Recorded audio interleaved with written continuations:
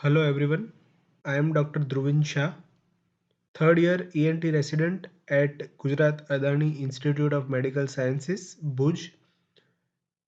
Here I am presenting a discussion on carcinoma larynx. I hope you guys enjoy it.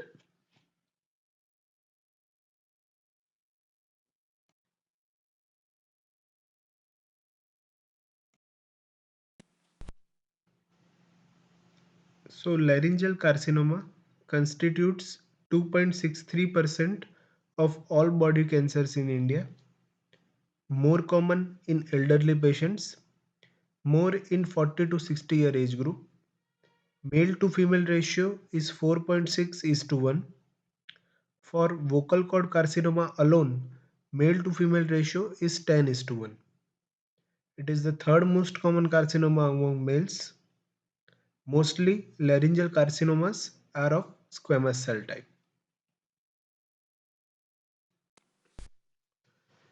At diagnosis, 51% of cases are localized, 29% exhibit regional spread, 15% present with distant metastasis. Glottic cancers are more prevalent than supraglottic cancers with ratio of 3 is to 1.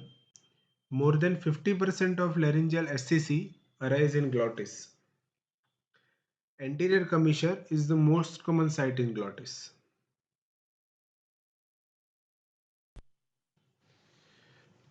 Supraglottic lesions make up about 32 to 35% of laryngeal SCCs.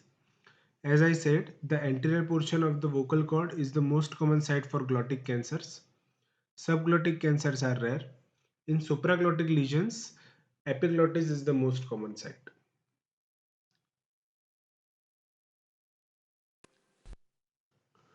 So about the division of the larynx, in supraglottis, there are suprahyoid epiglottis, infrahyoid epiglottis, AE folds, arytenoids, and ventricular bands, that is false vocal cords.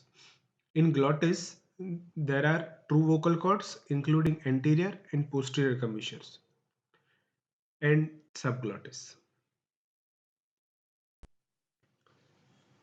So subglottis starts 1 centimeter below the true vocal cord ends until the lower border of the cricoid cartilage. Here is the image.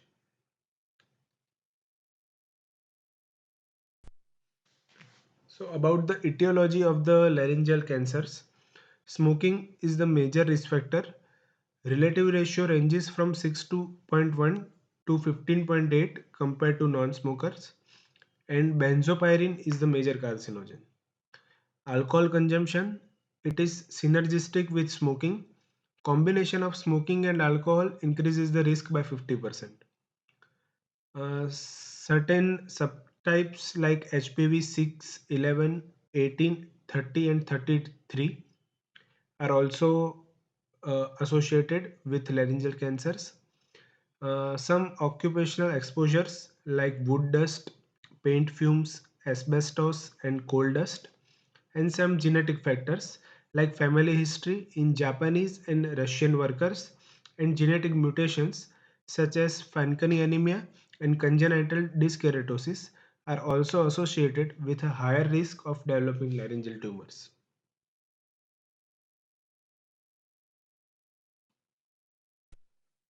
Pathogenesis, chronic inflammation, persistent exposure to carcinogens, DNA damage, carcinogen-induced genetic mutations, dysplasia, progression from mild to severe dysplasia, and invasive carcinoma, breach of basement membrane and invasion into surrounding tissues.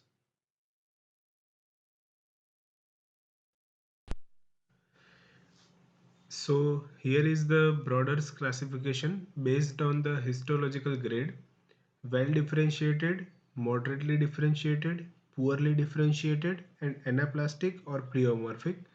That is, well differentiated is less than 25% of undifferentiated cells. 20 to 50% undifferentiated cells is moderately differentiated. Poorly means 50 to 75% undifferentiated cells, and anaplastic means more than 75% undifferentiated cells.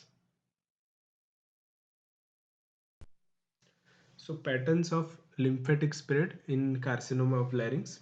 In supraglottic tumor, there is high propensity for lymphatic spread, that is level 2 to 5 of cervical lymph nodes, with 40 to 50% presenting with nodal metastasis at diagnosis. In glottic tumors, there is lower incidence of nodal metastasis due to sparse lymphatic drainage. However, risk increases with subglottic extension and supraglottic extension. In supraglottic extension, there is level 2 lymph node involved, and in subglottic extension, there is level 6 of lymph node involved. In subglottic tumors, tend to spread to pretracheal and paratracheal lymph nodes. So here is the table showing the spread of laryngeal carcinoma. You can go through this. It is from the Scott Brown.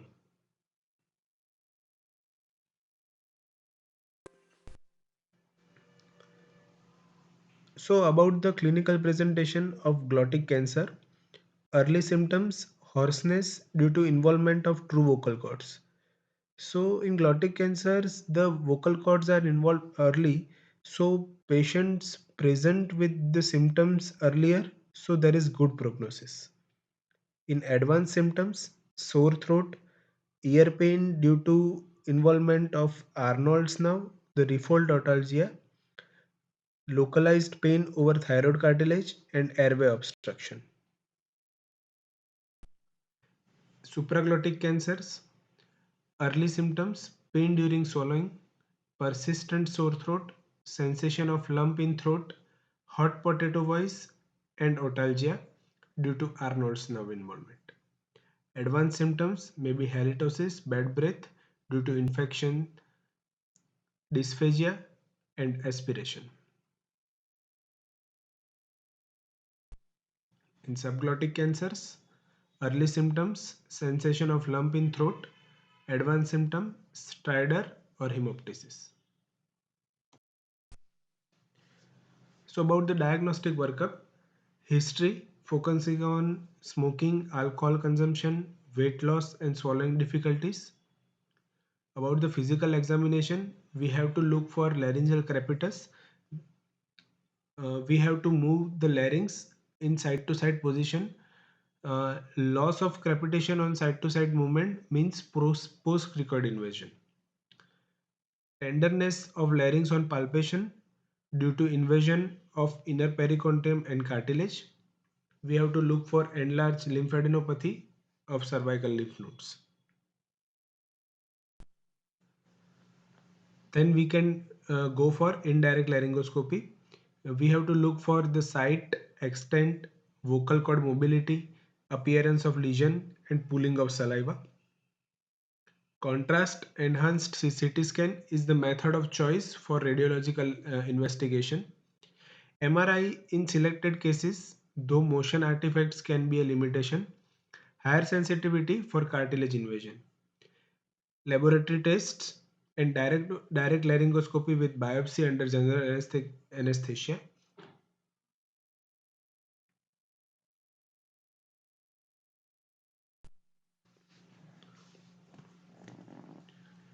So here is the AJCC TNM staging 8th edition.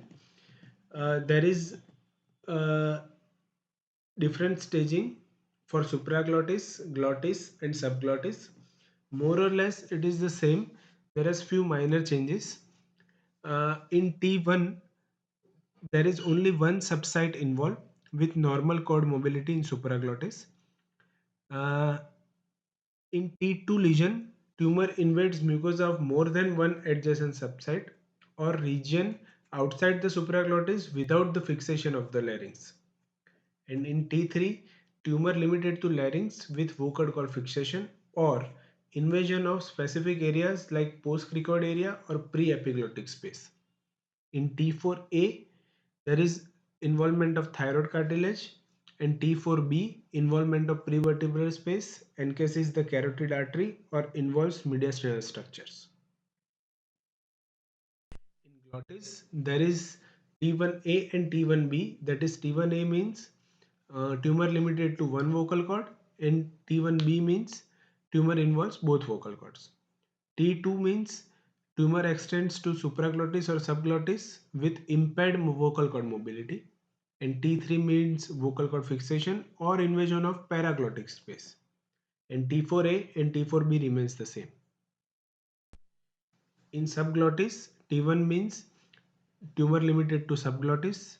T2 means tumor extends to vocal cord with normal or impaired mobility. T3 means vocal cord fixation or invasion of paraglottic space. T4A means remains the same and T4B remains the same.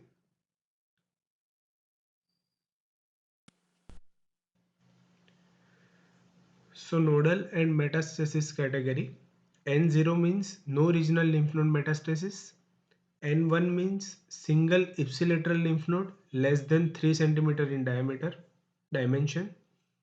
N2 means single ipsilateral lymph node 3 to 6 cm or multiple ipsilateral lymph node none more than 6 cm or in bilateral or contralateral lymph nodes none more than 6 cm. So in N2 no lymph node should be more than 6 cm. N3 metastasis in a lymph node more than 6 cm in greatest dimension. M0 means no distant metastasis. M1 distant metastasis present.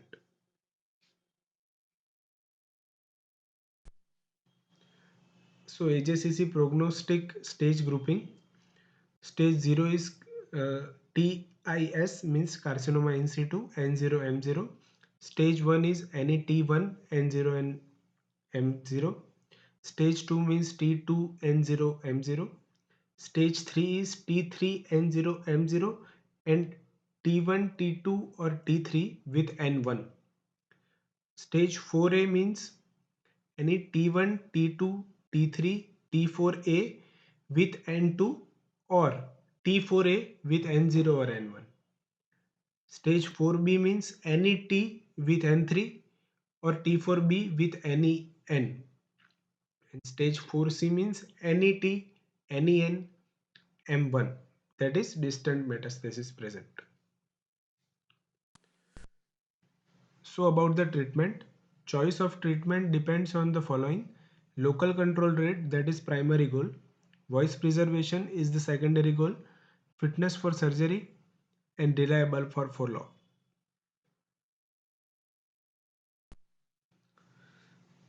So treatment options in glottic cancer: transoral laser microsurgery, open partial laryngectomy, radiotherapy and total laryngectomy. So in cases of carcinoma in situ, endoscopic resection, that is with CA2 laser, is the treatment of choice, and radiotherapy can be used, but endoscopic resection is the treatment of choice. So transoral laser microsurgery. In T1A lesion, in transoral laser surgery, there is high cure rates, there is laryngeal preservation, there is ease of adoption. Transoral laser surgery is a rapid and patient preferred option that is easily taught and learned by surgical teams. And there is health economical benefits also because it is cost effective compared to prolonged radiation treatments.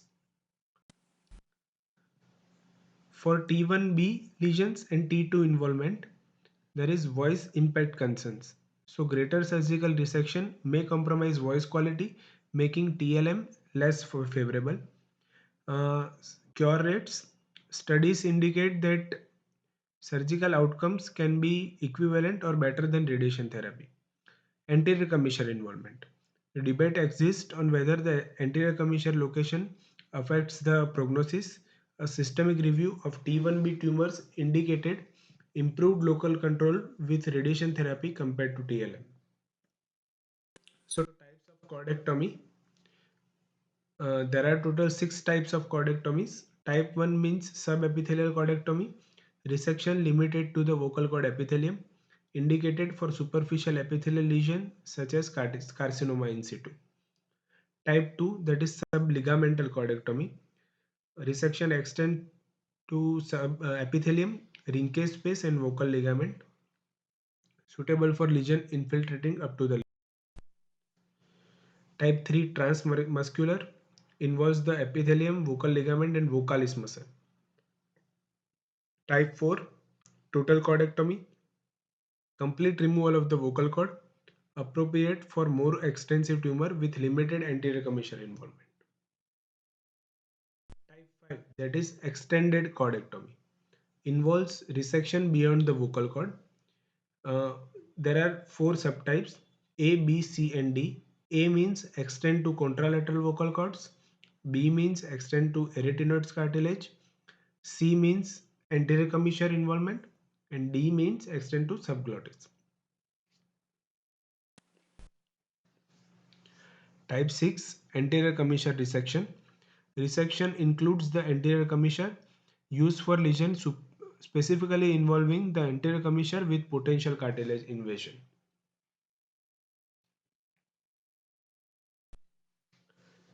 So open partial laryngectomy. There are two types, vertical and horizontal. So about the vertical partial laryngectomy, the indication is lesion extending to anterior commissure, subglottic extension less than 5 mm, or fixed vocal cord lesion not crossing the midline. The parts removed in vertical partial laryngectomy is the thyroid cartilage, one true vocal cord, and up to one third or 5 mm of the other true vocal cord. So, supraclicoid partial laryngectomy. So, in selected cases, in T2 and T3 glottic disease, bilateral posterior commissure involvement or mobile cord lesion extending to anterior commissure. Parts removed, both true and false vocal cord, entire thyroid cartilage, and potentially the arytenoids. T3 and T4 glottic carcinoma. Total laryngectomy is the treatment of choice. Extensive or transglottic lesions greater than 1 cm subglottic extension or a salvage surgery after radiation therapy failure. Parts removed, entire larynx with varying portion of the pharyngeal wall. So radiotherapy delivered using 4 to 6 megawatt photons targeting only the primary tumor due to the low risk of the lymph node metastasis. So in glottic cancers, the true vocal cords has no lymph node drainage. So there is less chances of lymph node metastasis as discussed earlier. The treatment typically involves two lateral fields from thyroid notch to the cricoid's inferior border with field sizes ranging from 4 into 4 cm to 5 into 5 cm depending on the tumor extent.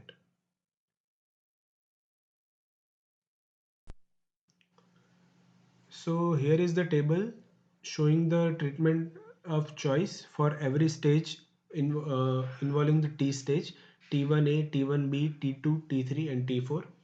T1A and T1B transoral laryngeal microsurgery is the choice, and T1B and T2 radiotherapy or transoral microsurgery depending on the surgeon, depending on the patient, it changes. And in T3 and T4 lesions, the total laryngectomy with or without radiochemotherapy is the first choice.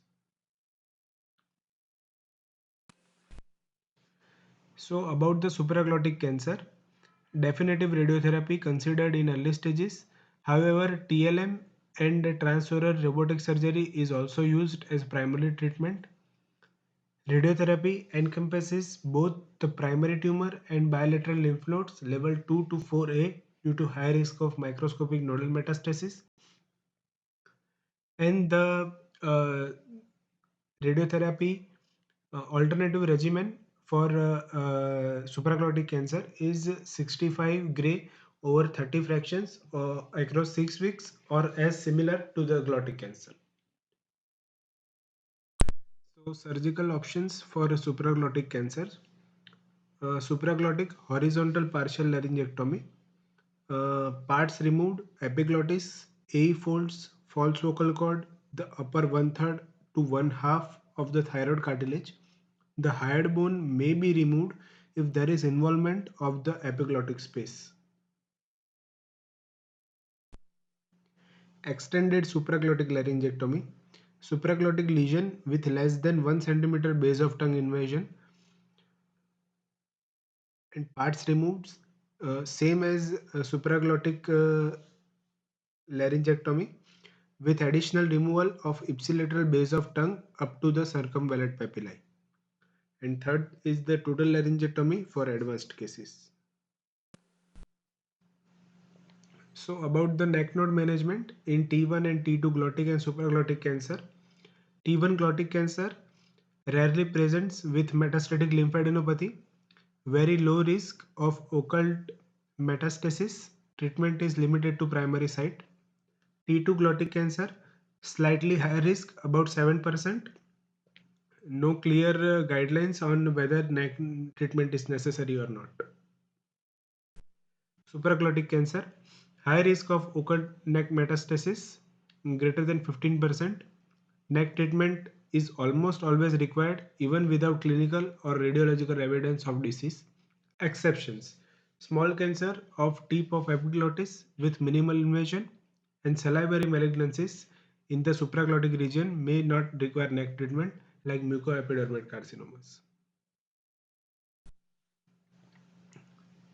So here is the table showing the choice of treatment in every stage: T1, T2, T3 and T4. T3 and T4 remains the same: total laryngectomy with or without radio chemo. And T1 and T2 depends on the surgeon and the patient, radiotherapy or the transfer laryngeal surgery or robotic surgery. So about the subglottic carcinoma. Primary subglottic carcinoma is a rare subgroup of laryngeal malignancy with exact incidence unknown due to the lack of the standard definition of its anatomical borders. Early stage subglottic carcinoma can be treated with either primary radiation or surgery with the similar overall survival rates. Most patients present at an advanced stage due to a paucity of symptoms, and these patients are treated in a multidisciplinary fashion. Particular attention should be paid to the prelaryngeal and pretracheal nodal basins as well as the stroma region when managing these patients. So about the surgery and radiotherapy, preoperative radiotherapy followed by surgery or surgery followed by postoperative radio or chemoradiotherapy. Chemotherapy approaches in neoadjuvant chemotherapy followed by surgery or neoadjuvant chemotherapy followed by radiotherapy. And in radiotherapy combinations, radiotherapy with concurrent chemotherapy or radiotherapy combined with biological therapy.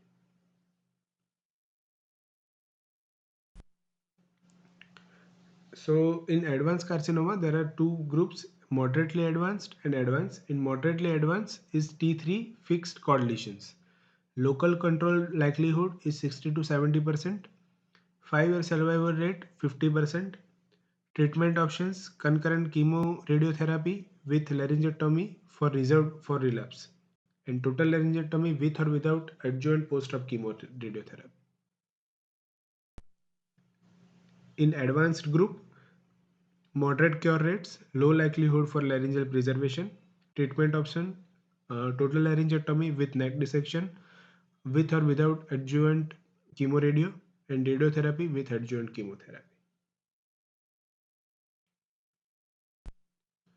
About the recurrence, most recurrences appear within the 18 months, but late recurrences may appear after 5 years. An increase in edema, particularly if associated with hoarseness or pain, suggests recurrence even if there is no obvious tumor. PET scan may be useful to distinguish recurrent tumor from necrosis. Local recurrences, regional recurrences, and distant recurrences.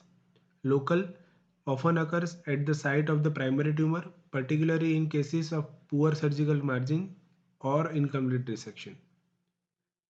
Regional recurrences involves the cervical lymph nodes and can be detected through routine imaging and clinical examination. And distant recurrences, less common but can affect the lungs, liver, or the bones. Thank you. I hope this concise PowerPoint presentation on carcinoma larynx is useful. Thank you.